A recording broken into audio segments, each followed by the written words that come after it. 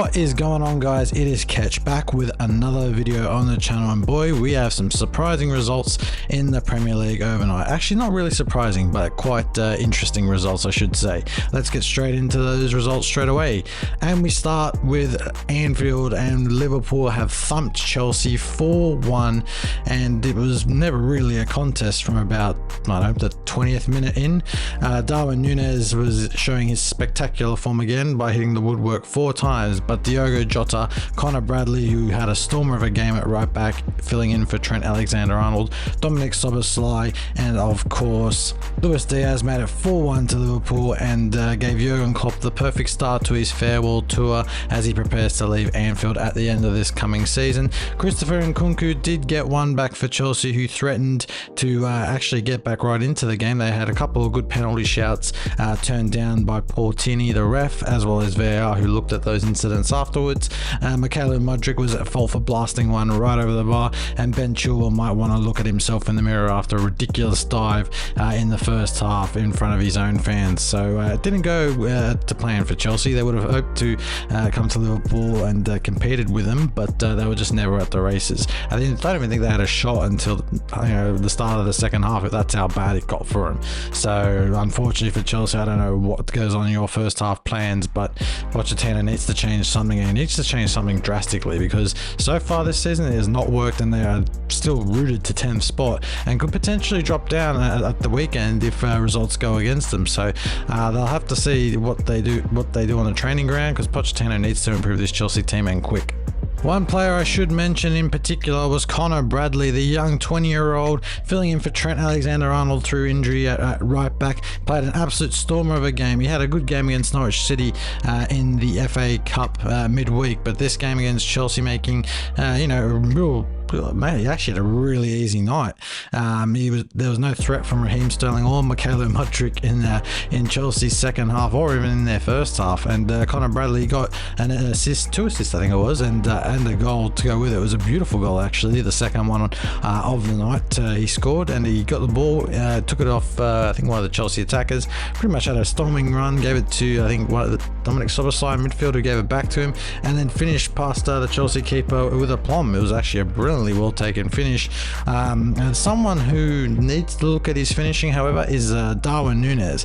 He had another interesting game up front leading the Liverpool attack, but he'll be quite annoyed. He hit the woodwork 4 times and a couple saves stopped by the keeper, and he even had a penalty missed as well. So yeah, Liverpool did win a penalty late on in the first half, and while Diogo Jota probably would have taken it, he was off getting checked by the medical team on the sideline for a little knock. So up steps Darwin Núñez, and he's hit it against the woodwork. So it's not going well for Darwin Núñez. He makes the game look so easy, but geez, he makes the simple things look ridiculously hard. Like, honestly, he's one that makes simple chances like he had in the game against Chelsea really difficult, but then he'll score like a 30-yard banger from out of nowhere, and that just wows everyone. And it's just like, well, why can't he do the simple things right? If he had done the simple things right, he'd probably be a good 6 to 7 goals clear of Erling Haaland at the top of the Premier League Golden Boot standings at the moment. I'm convinced he would have at least 20 goals at the moment.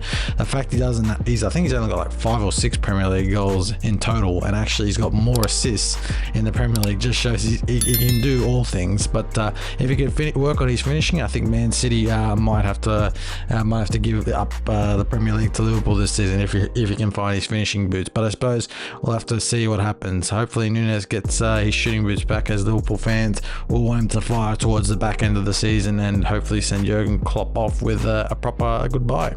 Sticking with the rest of the Premier League matches that happened overnight, and Man City cruised past a underperforming Burnley side at the Etihad, which is the Etihad, but there was no fans there, as there normally is, so City didn't have too much to worry. Julian Alvarez got a double, and Rodri had him 3-0 up on 46 minutes, and the second half was practically a cakewalk for City. They'll need to be seriously challenged if they're going to have any challenge to retaining their Premier League crown. It was just far too crazy.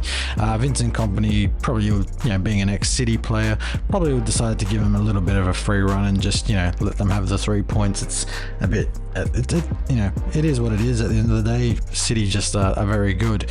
And Julian Alvarez on his birthday getting a double. You can't hate Julian Alvarez. I feel like he's just a very likable player. The fact he plays in such a rubbish, or not rubbish is probably the wrong word, but he plays for Manchester City, who they just have such a bad mark against their name at the moment, with 115 charges hanging over their head. But Alvarez makes their team a lot more likable, as does Kevin De Bruyne. And I think having a fully fit and firing Kevin De Bruyne alongside the likes of Erling Haaland, Jeremy Doku, for example, Rodri, and Julian Alvarez just makes that City team tick. I mean, they've got some petulant childs in their team. Bernardo Silva comes to mind, but you can't hate on how they play and how Pep Guardiola sets up his team.